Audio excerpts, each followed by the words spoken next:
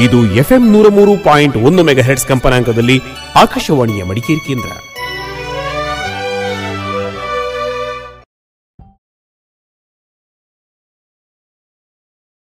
ಆಕಾಶವಾಣಿ ಚಿಂತನ. ಪ್ರಸ್ತುತಿ ಗಣೇಶ್ ಹೆಗ್ಡೆ. ಚಿನ್ನ ಹಳೆಯದಾಗಿರಬಹುದು, ಹಾಗಂತ ಅದರ ಬೆಲೆ ಕಡಿಮೆಯಾಗುವುದಿಲ್ಲ.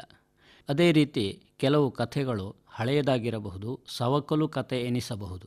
ಆದರೆ ಆ ಕತೆ ಸಾರುವ ಸಂದೇಶ ಸರ್ವಕಾಲಿಕವಾಗಿರುತ್ತದೆ ಮತ್ತು ದೇಶಾತೀತವಾಗಿರುತ್ತದೆ. ಈ ಕಥೆಯು ಅಂಥದ್ದೊಂದು ಕಥೆಯಾಗಿದೆ. ಮೊದಲನೆಯದಾಗಿ ಕಥೆಯ ಹೆಸರೇ ಕುತೂಹಲ ಕೆರಳಿಸುತ್ತದೆ.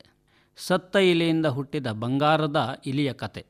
ಸತ್ತಿರುವ ಇಲಿಯಿಂದ ಇನ್ನೊಂದು ಇಲಿ ಹುಟ್ಟಲು ಸಾಧ್ಯವಿಲ್ಲ. ಅದೇ ಸಮಯದಲ್ಲಿ ಇಲಿಯಿಂದ ಬಂಗಾರದ ಇಲಿ ಹುಟ್ಟುವುದೂ ಸಾಧ್ಯವಿಲ್ಲ.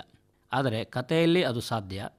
ಈ ಕಥೆ ಸಾರುವ ಸಂದೇಶ ಮಾತ್ರ ಜೀವಂತ. ಆಕೆ ಒಬ್ಬಳೇ ಬಡವಳು. ಕಟ್ಟಿಕೊಂಡವನೂ ಆಕೆಯ ಪಾಲಿಗೆ ಇರಲಿಲ್ಲ. ಆ ತಾಯಿಗೆ ಒಬ್ಬ ಮಗ. ಬಾಲ್ಯ ಕಳೆಯುತ್ತಿದ್ದಂತೆ ಆತನಿಗೆ ತನ್ನ ತಾಯಿಯ ಕಷ್ಟ ಅರಿವಾಗತೊಡಗಿತು. ಏನಾದರೂ ಕೆಲಸ ಮಾಡಲು ಯೋಚಿಸಿದ. ಏನು ಮಾಡುವುದು? ವೈಶ್ಯಕುಲದಲ್ಲಿ ಹುಟ್ಟಿದವನಾದರೂ ತಂದೆ ಇಲ್ಲದವನು. ಒಂದು ದಿನ ತಾಯಿಯ ಆಶೀರ್ವಾದ ಪಡೆದು ಮನೆಯಿಂದ ಹೊರಬಿದ್ದ. ಬೀದಿಯಲ್ಲಿ ನಡೆಯುತ್ತಿದ್ದಾಗ ಒಬ್ಬ ಅಂಗಡಿಕಾರ ಅಂಗಡಿಯೊಳಗೆ ಸತ್ತು ಬಿದ್ದಿದ್ದ ಇಲಿಯನ್ನು ಎಸೆಯಲೆಂದು ಹೊರಗೆ ಕಟ್ಟೆಯ ಮೇಲೆ ತಂದು ಇಟ್ಟಿದ್ದ. ಹುಡುಗ ಅದನ್ನು ನೋಡಿದ. ಅಂಗಡಿಕಾರನಿಗೆ ಆತ ತನಗೆ ಈ ಇಲಿಯನ್ನು ಕೊಡುವಂತೆಯೂ ಇದರ ಬೆಲೆಯನ್ನು ನಂತರ ಕೊಡುವುದಾಗಿಯೂ ತನ್ನ ಹೆಸರನ್ನು ಬರೆದು ಇಟ್ಟಿರುವಂತೆ ಹೇಳಿದ.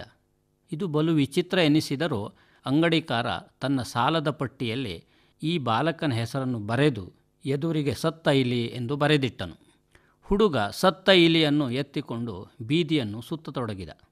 ಯಾರಿಗೆ ಬೇಕು ಸತ್ತ ಇಲಿ, ಬೆಕ್ಕಿಗೆ ಒಳ್ಳೆಯ ಆಹಾರ ಎಂದು ಕೂಗುತ್ತಾ ನಡೆಯತೊಡಗಿದ. ಅಲ್ಲೊಬ್ಬ ಕಡಲೆಪುರಿ ಮಾರುವ ಅಂಗಡಿಕಾರ ತನ್ನ ಮನೆಯ ಬೆಕ್ಕಿಗೆ ಇರಲೆಂದು ಹುಡುಗನಿಂದ ಇಲಿಯನ್ನು ಖರೀದಿಸಿದ. ಹುಡುಗ ಹಣದ ಬದಲು ಕಡಲೆಪುರಿಯನ್ನು ಪಡೆದುಕೊಂಡ.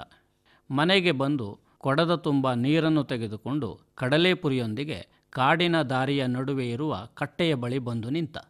ಆ ದಾರಿಯಲ್ಲಿ ಕಾಡಿನಿಂದ ಕಟ್ಟಿಗೆ ತರುವವರು ಬರುತ್ತಿದ್ದರು. ಕಟ್ಟೆಯ ಬಳಿ ಕಟ್ಟಿಗೆ ಹೊರೆಯನ್ನು ಇಳಿಸಿ ತುಸು ದಣಿವಾರಿಸಿ ಮತ್ತೆ ಊರೊಳಗೆ ಸಾಗುತ್ತಿದ್ದರು. ಅಲ್ಲಿ ಕಾದಿದ್ದ ಈ ಹುಡುಗ ಅವರುಗಳಿಗೆ ಕುಡಿಯಲು ನೀರನ್ನು, ತಿನ್ನಲು ಸ್ವಲ್ಪ ಕಡಲೆಪುರಿಯನ್ನು ನೀಡಿದ. ಸಂತೋಷಗೊಂಡ ರೈತರು ಅವನಿಗೆ ತಮ್ಮ ಕಟ್ಟಿಗೆ ಹೊರೆಯಿಂದ ಎರಡೆರಡು ಕಟ್ಟಿಗೆಯನ್ನು ತೆಗೆದುಕೊಂಡು ಕೊಡತೊಡಗಿದರು. ಹುಡುಗ ಅವರಿಂದ ಪಡೆದ ಕಟ್ಟಿಗೆಗಳಿಂದ ತಾನೂ ಒಂದೋ ಎರಡೋ ಹೊರೆಯನ್ನು ಮಾಡಿ ಮಾರಾಟ ಮಾಡಿದ. ಸ್ವಲ್ಪ ಹಣ ಬಂತು. ಅರ್ಧ ಹಣವನ್ನು ಮನೆಯಲ್ಲಿ ಇಟ್ಟು ಉಳಿದರ್ಧ ಹಣದಿಂದ ಪುನಃ ಕಡಲೆಪುರಿಯನ್ನು ಖರೀದಿಸಿ ಅದೇ ಕಾಡಿನ ದಾರಿಯಲ್ಲಿ ಕಾದು ನಿಂತು ರೈತರಿಗೆ ನೀರಿನೊಂದಿಗೆ ನೀಡತೊಡಗಿದ. ಇದೇ ಕೆಲಸವನ್ನು ಮಾಡುತ್ತಾ ಮಾಡುತ್ತಾ ಕೆಲವು ವರ್ಷಗಳಲ್ಲಿ ಕಟ್ಟಿಗೆಯನ್ನು ಖರೀದಿಸಿ ಮಾರುವ ದೊಡ್ಡ ವ್ಯಾಪಾರಿಯೇ ಆದನು. ಶ್ರೀಮಂತನೂ ಆದನು. ಆಗ ಆತ ಪಡೆದ ಸಾಲವನ್ನು ತೀರಿಸಲು ಮುಂದಾದ. ಒಂದು ಚಿನ್ನದ ಇಲಿಯೊಂದಿಗೆ ಅಂಗಡಿಗೆ ಹೋದ.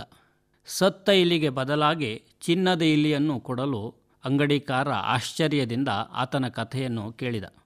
ಮುಂದೆ ಆ ಹುಡುಗನನ್ನೇ ಅಳಿಯನನ್ನಾಗಿ ಮಾಡಿಕೊಂಡ. ಮಗಳು ಅಳಿಯನಿಗೆ ಮದುವೆಯ ಸಂದರ್ಭದಲ್ಲಿ ಉಡುಗೊರೆಯಾಗಿ ತಾನು ಪಡೆದ ಚಿನ್ನದ ಇಲಿಯನ್ನು ಮರಳಿ ಅವರಿಗೇ ಉಡುಗೊರೆ ನೀಡಿದ. ಇದು ಕತೆ. ಆದರೆ ಈ ಕಥೆಯ ಸಂದೇಶ ಮಾತ್ರ ಅದ್ಭುತ.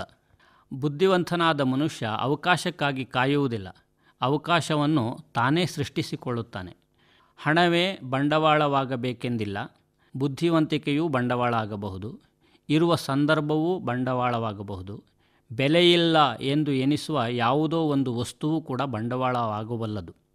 ಗೆಲ್ಲುವ ಛಲ, ಬುದ್ಧಿವಂತಿಕೆ ಮತ್ತು ನಿರಂತರ ಶ್ರಮ ಇವೆಲ್ಲ ಇದ್ದರೆ ಆ ಮನುಷ್ಯನ ಏಳಿಗೆಯನ್ನು ಯಾರೂ ತಡೆಯಲು ಸಾಧ್ಯವಿಲ್ಲ. ಇದುವರೆಗೆ ಗಣೇಶ್ ಹೆಗಡೆ ಅವರಿಂದ ಚಿಂತನ ಕೇಳಿದಿರಿ. ಕಾರ್ಯಕ್ರಮ ಆಕಾಶವಾಣಿ ಮಡಿಕೇರಿ ಕೇಂದ್ರದ ಕೊಡುಗೆ.